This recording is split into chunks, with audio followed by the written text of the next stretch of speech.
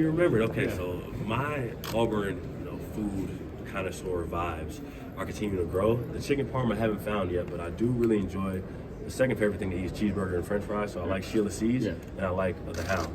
Those are two things that I'm like, okay, my two spots for right now.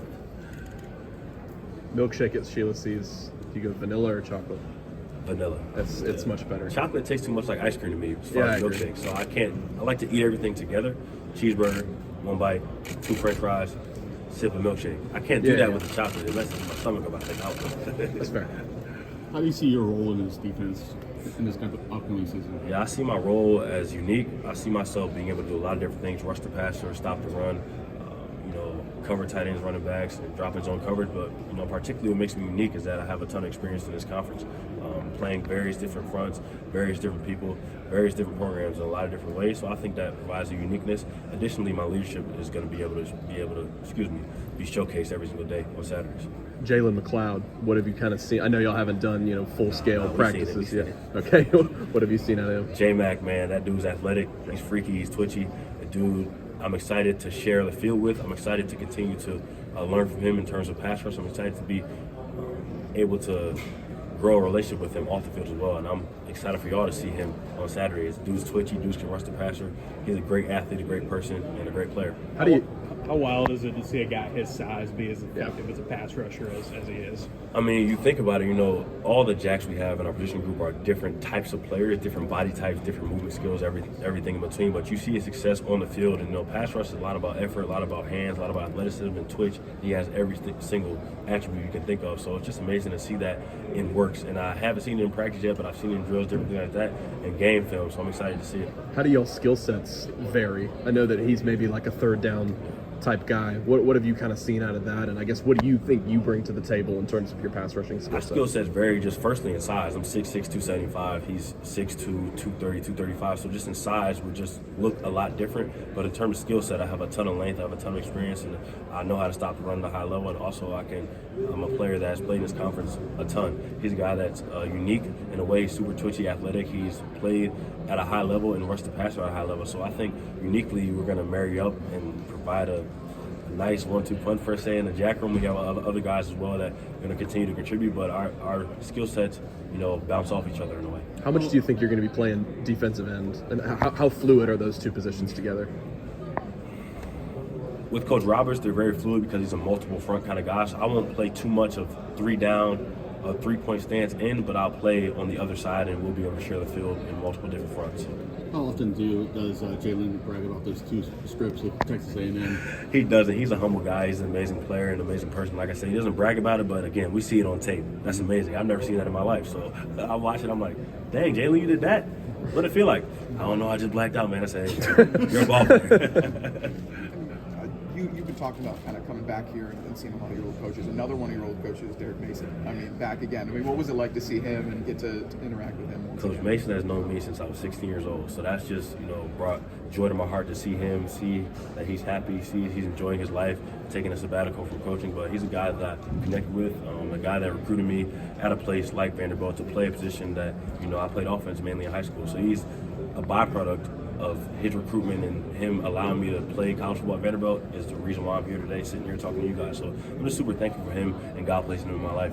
For sure. And then continuing with that Vanderbilt, I mean, you faced Georgia a couple times. You're going to face them again this year. I mean, what do you feel like is going to be the difference now being with Auburn facing against that Georgia offense? It's a good question. I think I always talk about the talent level we have on our back end. Our corners, our secondary, our safeties, our nickels. They're a super talented group, and that's going to help the front be successful this year. Everybody on that roster on the back end is super talented, and in the middle we got a ton of transfers, and that's going to allow our front to be successful this year. And you faced a variety of quarterbacks from Fromm to Stet to, everyone. I mean, what has it been like to face that many cavalcade of various quarterbacks from Georgia? It allows me to have a sense of confidence of who I am as a player and the type of plays I can make on the field. I faced a lot of different quarterbacks in my career, not only at Georgia, and a lot of different offensive linemen throughout the SEC, just playing for so long. And I always go back to watching on Sundays and seeing that Jamar Chase, Joe Burrow, Justin Jefferson, remember scoring a touchdown against them a few years back, and that was something that like I always get my head on. It's like I did it as a 19-year-old player playing in this league, and I know I can make plays in this league at a high level if I can do that at that young age against those high-level players. Elijah, what was it like being asked to come and represent Auburn, a program that this will be your first season with at SEC Media Days? It's a blessing, honestly. I don't really have any words besides that it's a blessing. And it's something that speaks to who I am as a person, but most importantly, how God has led my life, and also how my teammates, my coaches, and the university feels about me being here for such a short amount of time. Elijah, can you walk us through your fit today? And do you think you're the best dressed today? I mean, I'm not a guy who likes to compare. I'm really not a guy who really likes to dress up too often either. I'm more of a sweatpants and hoodie guy. I allow my words and my personality to speak for itself. But today I got a suit here from Miguel Wilson, based out of Atlanta. It's a nice midnight blue kind of plaid deal. Got the orange in there to continue to represent the school colors. And it's just simple. I got these all white Cole Haans. I like to be comfortable what I'm wearing and how I'm walking around. But I feel good in this suit. And I'm just excited to be able to represent the Auburn family because I'm wearing their colors, and this is who I am, and this is how we do. You excited for the first Iron Bowl? Very excited. It's one of the two rivalries I wanted to play in growing up, that Michigan State, Ohio State. So I'm excited to finally play in it and do it and fulfill my college career. It'll be the last game at home there, so I'm excited.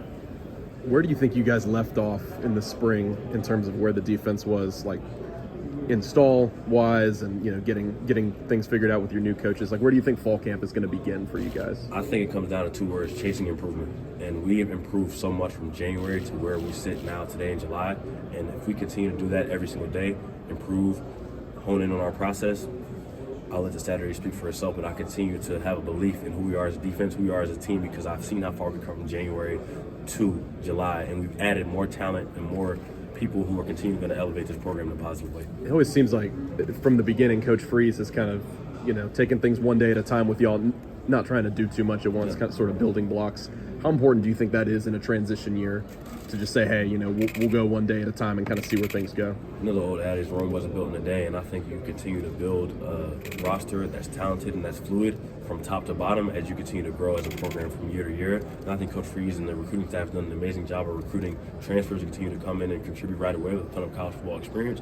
But again, incrementally from year to year as you continue to improve in a place like Auburn, who naturally wins, has a ton of talent across the board, the sky's the limit. Who are a couple guys in summer workouts that you've seen stand out that maybe people haven't talked about it, and why?